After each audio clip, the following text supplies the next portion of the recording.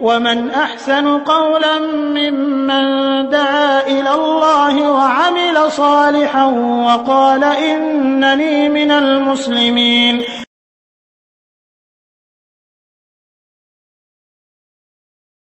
ওয়ালাইকুম আসসালাম ওয়া রাহমাতুল্লাহি ওয়া বারাকাতুহু। বোন, আপনি জিজ্ঞাসা করেছেন, লাস্টে রয়েছে 909। আপনার প্রশ্ন হলো যে খাওয়ার সময় যদি আজান শোনা যায় তাহলে কি আজানের জবাব দেওয়ার জন্য খাওয়া স্টপ করে দেব, নাকি খেতেও থাকবো এবং আজানের জবাব দিতেও থাকবো? কোনটা করা উচিত? এ বিষয়ে ব্যাখ্যামূলক উত্তর হলো এই যে আজানের জবাব দেওয়াটা এটা কি পর্যায়ের, এর বিধি বিধানটা আমরা জানার চেষ্টা করব। আগে আজানের জবাব দেওয়াটা সুন্নাহ, বা আমরা খুব জোর বলতে পারি আর একটু ভেঙ্গে সুন্নাতে মুআক্কাদা, এবং এটি ফজিলতপূর্ণ কাজ। এরপরে মহিলারা আজানের জবাব দিবে কি দিবে না একটু ইখতিলাফ রয়েছে, তবে দেওয়াটাই উত্তম। মহিলারাকে আজানের উত্তর দেওয়া লাগবে না যারা বলেন, তারা যুক্তি হিসেবে পেশ করেন যে তারা তো ফরজ নামাজের জামাতের মানুষ নয়, মানে তারা তো মসজিদে যেতে বাধ্য নয়, কাজেই তারা আজানের জবাবও দেবে না, তারা আজানের জবাব দিতেও বাধ্য নয়। কারণ হাইয়া আলাস সালাহ হাইয়া আল ফালাহ যে বলেন, তো এর আওতায় সাধারণত পুরুষরা আসে, আর মহিলারাও আসবে, তবে মহিলাদেরকে নিরুৎসাহিত করা হয়েছে রাসূলুল্লাহ সাল্লাল্লাহু আলাইহি ওয়াসাল্লামের পক্ষ থেকে।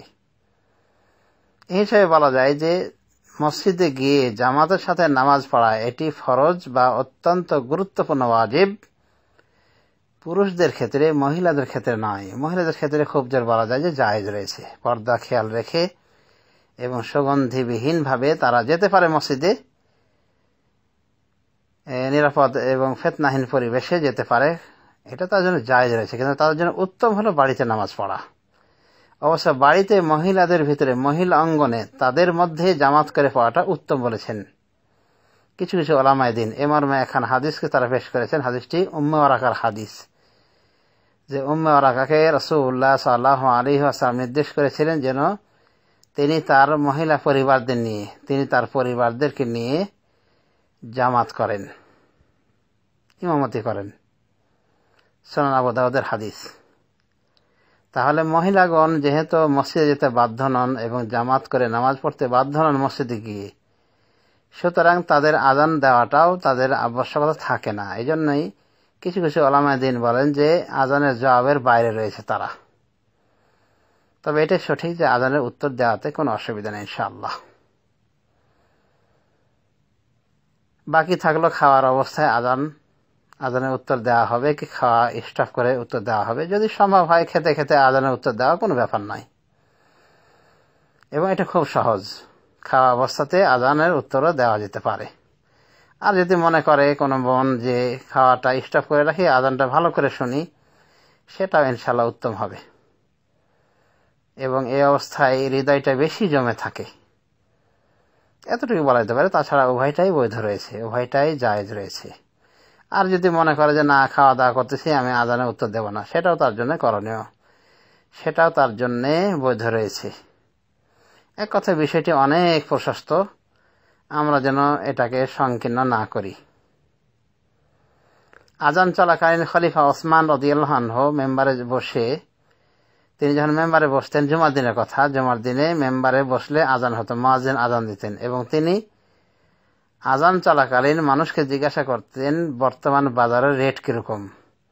এখান থেকে আল্লামা ইবনে উসাইমিন, আল্লামা আলবানী রহমতুল্লাহ আলাইহি দলিল গ্রহণ করেছেন যে আজানের জবাব দেওয়াটা এটা ফরজ ওয়াজিব কোনো বিষয় নাই, বরং এটা সুন্নাহ। যদি কেউ না দেয় তবুও বৈধ রয়েছে, বরং ধর্মীয় কোনো লেকচার নিয়ে যদি ব্যস্ত থাকে, কোনো আলোচনা ব্যস্ত থাকে, বা অন্য কোনো ব্যস্ততা থাকে তার, তাহলে এইভাবে ব্যস্ত থাকাও তার জন্য বৈধ রয়েছে। দলিল হলো ওসমান রাদিয়াল্লাহু তাআলা আনহুর আমল, যে উনি আজান চলাকালীন ব্যস্ত থেকেছেন কথাবার্তায়। তবে এটা কোনো সন্দেহ নাই যে আজান শোনাটাই ভালো এবং আজানের জবাব দেওয়াটাই উত্তম। আল্লামা নাসির আলবানী ওসমানের যে আসারটি বর্ণনা করেছেন, উল্লেখ করেছেন, সেটি আপনি পাবেন আল্লামা সাহেবের তামাল মিন্নাহ নামক কিতাবে। তাহলে আজান দেওয়ার বিধানটা আমরা জানলাম যে এটা ফরজ ওয়াজিব কিছু নাই, মানে আজান শোনার বিষয়টা, আজানের জবাব দেওয়ার বিষয়টা, এটা ফরজ ওয়াজিব নয়, বরং এটি সুন্নাহ, এটি গুরুত্বপূর্ণ সুন্নাহ। এটা দেওয়া ভালো, পরিত্যাগ করাতে কোনো গুনাহ বর্তাবে না। আশা করি বুঝতে পেরেছেন খাওয়া অবস্থায় আজান দেওয়ার বিধান, আজানের জবাব দেওয়ার বিধান এবং আরো আনুষঙ্গিক বিষয় বোধগম্য হয়েছে। আল্লাহ রাব্বুল আলামিন আমাদের সবাইকে কোরআন সুন্নাহ মোতাবেক পরিচিত হওয়ার তৌফিক দান করুন। আমিন। সাল্লাল্লাহু আলা নবিয়িনা মুহাম্মদ ওয়া আলা আলিহি ওয়া সাহবিহি আজমাইন।